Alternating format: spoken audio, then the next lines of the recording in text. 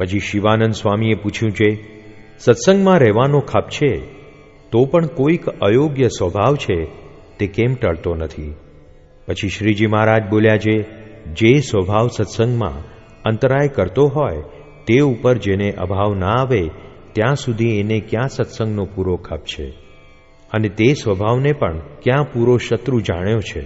ત્યાં દ્રષ્ટાંત છે, જેમ કોઈક પુરુષ આપણો મિત્ર હોય અને તે જ પુરુષે આપણા ભાઈને મારી નાખ્યો હોય તો પછી તે સાથે મિત્રપણું ન રહે અને તેનું માથું કાપવાને તૈયાર થાય, કાં જે મિત્ર કરતાં ભાઈનો સંબંધ અધિક છે.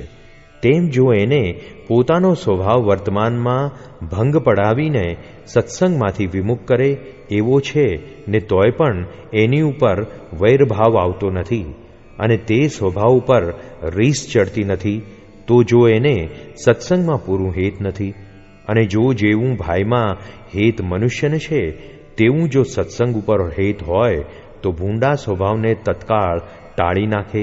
શા માટે? જે જીવ તો અતિ સમર્થ છે, કેમ જે મન અને ઇન્દ્રિયો એ સર્વે તો ક્ષેત્ર છે અને જીવ તો એનો ક્ષેત્રજ્ઞ છે, માટે જે કરે તે થાય.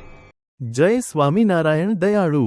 આપને આ વિડિયો પસંદ આવ્યો હોય તો અમારી ચેનલને સબસ્ક્રાઇબ કરો, લાઇક કરો અને દરેક સત્સંગીઓને શેર કરો.